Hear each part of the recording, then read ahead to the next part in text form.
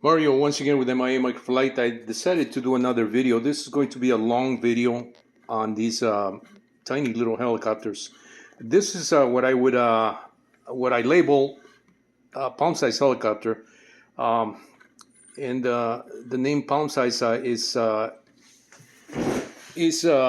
term that I employ in my lineup of helicopters that I was doing, that I was designing and offering to the market way before any of these companies that are selling these little helicopters today, as well as in the past years.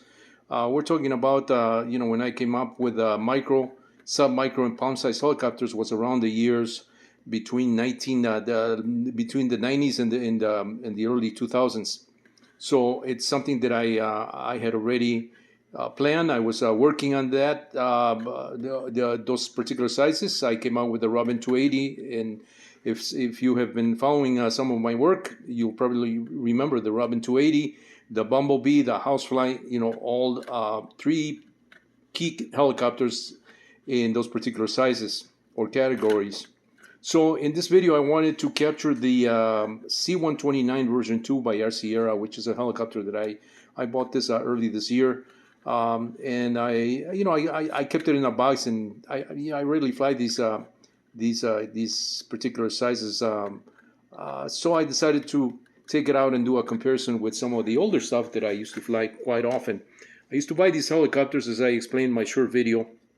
I used to buy them as soon as these companies, these are manufactured by Walkera, at the time when they were removing the flybars and going with flybarless heads. That's what all these are. That's what all these have in common with this C129 version 2 from RC Era. But as I was saying, I was buying these helicopters. As soon as a new version would come out, I would buy it, and I would do upgrades, and I would sell it back. My upgrades as combo kits, with the landing gear, the frame adapters or supports, and my own canopies. I was selling them as combo units or combo kits as upgrades to these helicopters, not just Walkera, but I was doing that for E-Flight, E-Sky. I was doing that for Nine Eagles. Of course, I should said that's in some other videos. I mean, every company that was coming out with helicopters, is a hobby grade product. I was making modifications to them and making them much better with some of my upgrades that you see here. And if you have one of these, the original ones, you can probably tell how well my upgrades and how spiffy, not just for functionality, but also for durability as well as aesthetical appeal, my stuff used to be when I was doing these upgrades for these little tiny helicopters. So sort of reminiscing the good old days when these things were coming out and we were just getting into the flybarless tiny helicopters. So for comparison's sake, this C129 version 2 is a helicopter that uses a 6-axis gyro stabilization control module. Does not have a barometer, does not have an optical flow sensor. And the beauty about this is that not having those two particular sensors, this helicopter just provides hovering stability, which is great for, you don't have to worry about the helicopter flying away or having what they call flyaways or runaways, or have issues with the throttle control, where the computer is doing some of that work for you at the start and at the landing. Well, this one also has auto start and auto landing, but I don't use those features.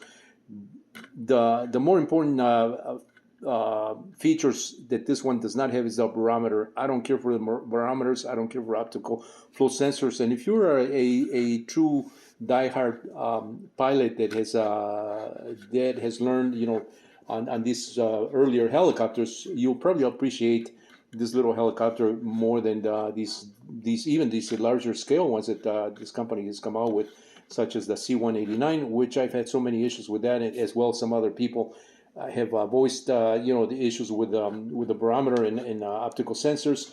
A helicopter flying away, getting involved in a crash, and then it basically trashes the whole helicopter. Great little flyer. The only thing with this particular helicopter is that because it has a 6-axis stabilization, meaning three axis gyro and 3-axis accelerometers, is doing all the stabilization for not just the control from the swash plate, but also tail yaw stabilize. So this, if you want to go forward, that type of stabilization tends to want to bring back the helicopter. It doesn't like when you go forward because it wants to auto stabilize, obviously because of the 6-axis gyro stabilization system that is built into these helicopters. Other than that, it it allows you to go forward, but it has that tendency to want to go back. Whether a helicopter that just has a heading hold or just a rate gyro on the tail does not have that tendency. And if you want to go forward, it goes forward. When you go back, in that case, you have to employ hand-stick coordination, and your hands is doing most of the stabilizing. You have to keep it in one place, such as the Nine Eagles Kestrel that I show in some other videos. I'm not showing that in this video, not to clutter this lineup here, but the Nine Eagles Kestrel is that type of helicopter. It just has a rate gyro for the tail control, and it allows you full control from start to finish. And, you're doing all the control. These, they tend to have that stabilization by being flybarless.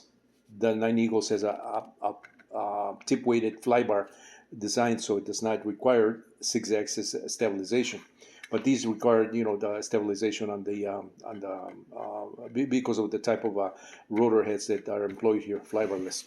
So the ones that approximate more this one right here is this one right here. This one it's not a collective pitch, it's SCPX. I think the canopy belongs to another one. I have to find that other helicopter, but I believe this is from I think this is from E-Flight, but this is just a two servo, just a regular fixed pitch helicopter that is flybarless, stabilized by its own controller. Like I was saying, these are 6-axis gyro stabilization on these guys. With no barometer, none of that other fancy stuff that you really don't need, in my opinion. If you really want to control these, the traditional way of controlling radio control helicopters in a flybarless configuration. So this one approximates this one because this one is also a fixed pitch helicopter, and as far as the size, this one's a little bit more compact, but basically it's the same functionality. In terms of size, it approximates these in terms of rotor diameter, but these are collective pitch helicopters, true collective pitch flybarless, little tiny helicopters. This is the Mini CP by Walkera, and this is the Genius CP also by Walkera helicopters. Of course, with my own upgrades that are, it's pretty obvious. If you have one of these, where the upgrades are at. You can tell. So these, in terms of rotor diameter, they approximate these other ones. But as far as flyability, these are a little more challenging to fly. You have to be a little more proficient with these because these fly like the bigger helicopters, collective pitch, but in miniature form. These pretty much do the stabilization for you, with the benefit of not having the barometer, and which is always sensing altitude hold control, and the optical sensor, which establishes a horizontal positioning. So you don't have those two sensors. No issues with the flyaways. I don't trust the barometers in those other helicopters or optical flow sensors because they have shown to be problematic in the C189, which is made by this company.